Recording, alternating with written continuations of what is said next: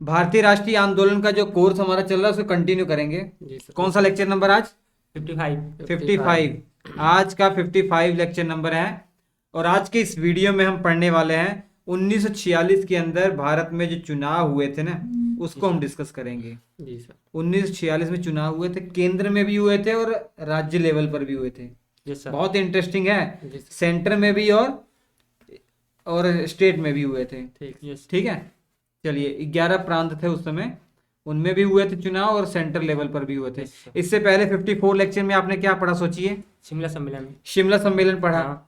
शिमला सम्मेलन अच्छे से हो गया, मतलब वेवेल योजना पढ़ा। हाँ, sir. वेवेल योजना के ऊपर डिस्कस करने के लिए शिमला में एक सम्मेलन बुलाया गया, Yes, yes. ये सब फेल हो गया। हाँ। ठीक है, उसके बाद सेकेंड वर्ल्ड वॉर खत्म हो गया, द्वितीय विश्व युद्ध समाप्त हो गया। कब समाप्त हुआ?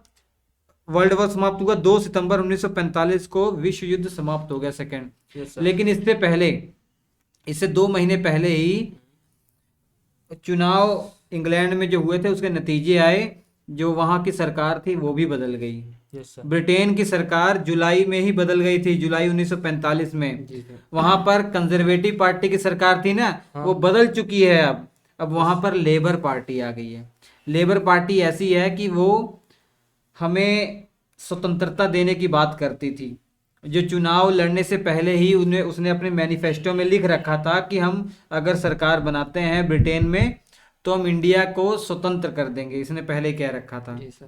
तो जुलाई 1945 में सरकार चेंज होती है, लेबर पार्टी की सरकार आती है, क्लीमेंट एटली साहब बन जाते हैं प्रधानमंत्री वहां पर। जी सर। ठीक है, Yes, sir. सब याद है कि नहीं? याद है। क्लीमेंट एटली प्रधानमंत्री बन जाते हैं। इससे पहले किसकी सरकार थी? वो। कंजर्वेटिव पार्टी की हाँ, सर। सरकार थी। ठीक, ठीक।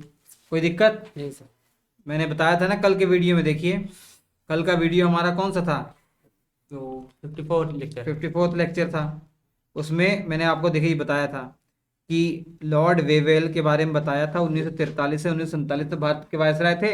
इनके टाइम पीरियड पर इंग्लैंड में कौन प्रधानमंत्री था? विंस्टन चर्चिल, कंजर्वेटिव पार्टी से। Yes, sir. 1945 में जब चेंज होती है सरकार तो विंस्टन चर्चिल की जगह कौन आ गया? अब क्लीमेंट एटली। क्लीमेंट एटली आ गए। ठीक है, Yes, sir. ये समझ में आ गया आपको। अब क्लीमेंट एटली आ गए। अब भारत में जो वायसराय हैं अभी भी लॉर्ड वेवेल हैं। Yes, sir. 1947 तक वो लॉर्ड वेवेल भारत के वायसराय थे।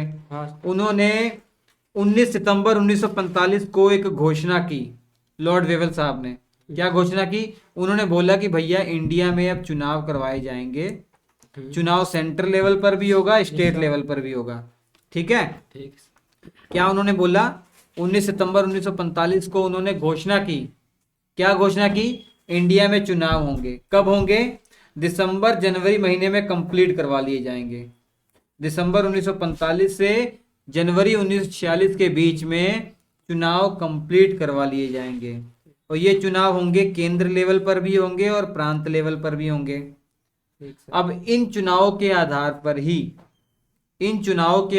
पर ही आगे चलकर जो संविधान सभा बनने वाली है, जो हमारा संविधान बनाने वाली है, Yes, sir. उस संविधान सभा के सदस्यों को भी चुना जाएगा इन चुनावों के आधार पर। कैसे?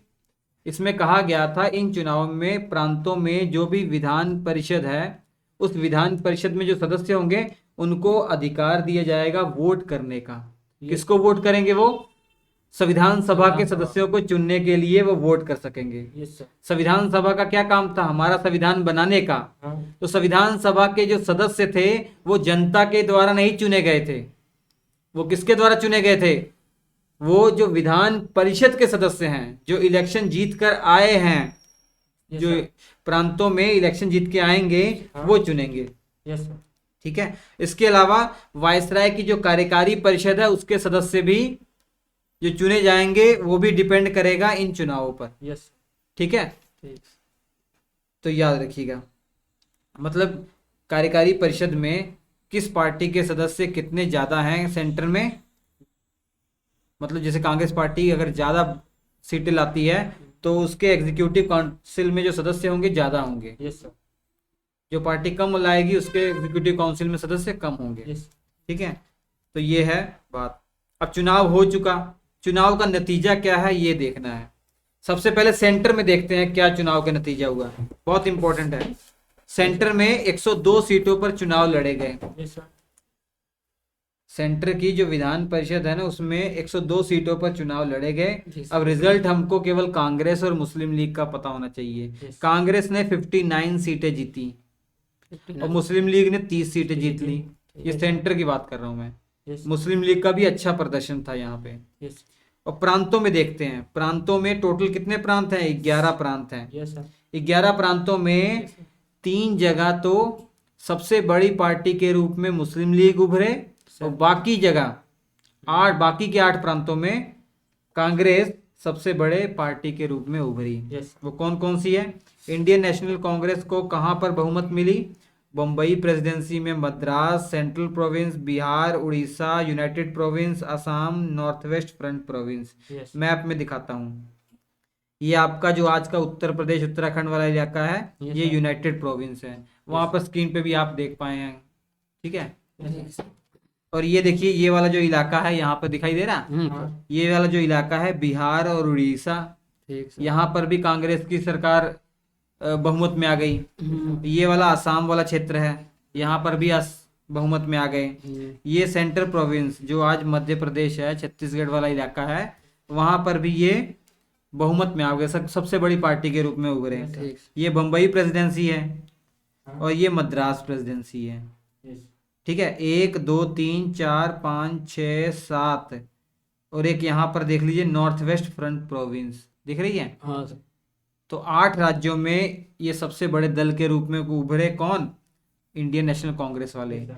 अब मुस्लिम लीग वाले 3 प्रेसिडेंसी में सबसे बड़े दल के रूप में उभरे। बंगाल, ये वाला देखिए बंगाल, Yes. ये पंजाब और ये सिंध, ये 3 जगह सबसे बड़े दल के रूप में ये उभरे। ठीक, ठीक समझ में आ गया? जी सर। अब प्रांतों के अंदर टोटल लगभग 1585 सीटें थी जिन पर चुनाव हुआ था। इंडियन नेशनल कांग्रेस ने 923 सीटें जीती हैं। सभी राज्यों को मिलाकर बता रहा हूं मैं, यस सर। सभी राज्यों को मिलाकर बता रहा हूं। 923 सीटें किसको मिली है? कांग्रेस को। यस। और 429 सीटें मुस्लिम लीग को मिली हैं, ठीक है। ठीक। इंटरेस्टिंग बात यह है ना कि मुसलमानों के लिए इन 1585 सीटों में से 492 सीटें आरक्षित थी, रिजर्व थी। ठीक। 492 सीटें जो है रिजर्व थी। इन 492 सीटों पर रिजर्व का मतलब क्या है? केवल मुस्लिम कैंडिडेट खड़े होंगे। यस। यहाँ पर सभी जगह मुस्लिम लीग ने अपना मुस्लिम कैंडिडेट खड़ा किया। Yes sir. और अचंभव वाली बात है, ताज्जुब वाली बात थी कि भैया मुस्लिम लीग इतनी खुश हो गई कि इन 492 सीटों में से उसके 429 मुस्लिम कैंडिडेट जीत गए। यस। मुस्लिम लीग 429 सीटें जीत गई यहाँ से। और बाकी जगह जो उसने अपने कैंडिडेट खड़े किए थे जो आरक्षित नहीं थे, वहां सब जगह हार गई वो। यस। लेकिन यहाँ पर जो मुस्लिम सीटें हैं 492, उसमें से 429 मुस्लिम कैंडिडेट उसके जीत जाते हैं। Yes sir. तो ये अचंभव वाली बात थी। और ये अब डिसाइड हो गया कि भैया जो मुस्लिम लीग है यही मुसलमानों को रिप्रेजेंट कर रही है हकीकत में, क्योंकि पूरे Muslim support, core Muslim support, main Muslim support जो है वो मुस्लिम लीग के पास ही है। Yes sir. तो यहाँ पर पाकिस्तान बनने का रास्ता और आसान हो गया, क्योंकि अब सभी मुस्लिम लोग जो है, सभी मुस्लिम लोग किसको सपोर्ट कर रहे हैं? मुस्लिम लीग को। और मुस्लिम लीग पाकिस्तान पाकिस्तान चिल्ला रही है, यस सर। तो पाकिस्तान बनने का रास्ता और साफ हो गया। यस। अगर परफॉर्मेंस की बात करें मुस्लिम लीग की तो 87% उसका परफॉर्मेंस था। यस। 87% सीटें उसने जीत ली थी मुस्लिम Yes. इलाकों में से, यस। ठीक है। तो ये रिजल्ट है किसका? मुस्लिम लीग का। मुस्लिम लीग का। और ये इलेक्शन है 1946 में जो इलेक्शन हुआ था उसकी मैंने आज बात बताई है, यस सर। ये इम्पोर्टेंट है। इसके बाद भारत में कैबिनेट मिशन आता है। जैसा कि सरकार चेंज हो चुकी है, लेबर पार्टी की सरकार आ गई है, और क्लीमेंट एटली साहब जो है वो प्रधानमंत्री बन गए हैं। Yes sir. अब उन्होंने पूरा दिमाग में बना लिया था कि हाँ अब भारतीयों को आज़ाद कर देना है। तो भारतीयों को स्वतंत्रता कैसे दी जाएगी, मतलब पावर कैसे ट्रांसफ़र की जाएगी, उसकी चर्चा करने के लिए भारत में एक कैबिनेट मिशन भेजा जाता है ब्रिटिश सरकार के द्वारा। Yes sir. कैबिनेट मिशन, इसमें 3 बहुत इम्पोर्टेंट जो सरकार के कैबिनेट के सदस्य थे वो आते हैं। Yes sir. वो पूरी डिटेल आगे वाली वीडियो में आपको बताऊंगा, यस सर। ठीक है। Okay sir. ये कैबिनेट मिशन बहुत इंपॉर्टेंट है, इसको छूटना नहीं चाहिए। ठीक सर। ओके। बहुत इंपॉर्टेंट है कैबिनेट मिशन, सोच भी नहीं सकते हैं।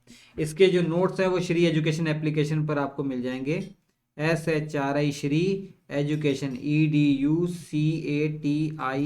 श्री एजुकेशन, यहाँ पर इसके क्लास नोट्स मिल जाएंगे, डिटेल पार्ट में सब मिल जाएंगे, मज़ा आ जाएगा, ले लीजिएगा। प्ले स्टोर में इसका एप्लीकेशन पड़ा हुआ है, वीडियो डिस्क्रिप्शन में भी लिंक है। तो कैबिनेट मिशन अगले वीडियो में हम आपको डिटेल में पढ़ाते हैं। Okay sir. हम आपसे मिलेंगे अगले एपिसोड में, तब तक के लिए नमस्कार।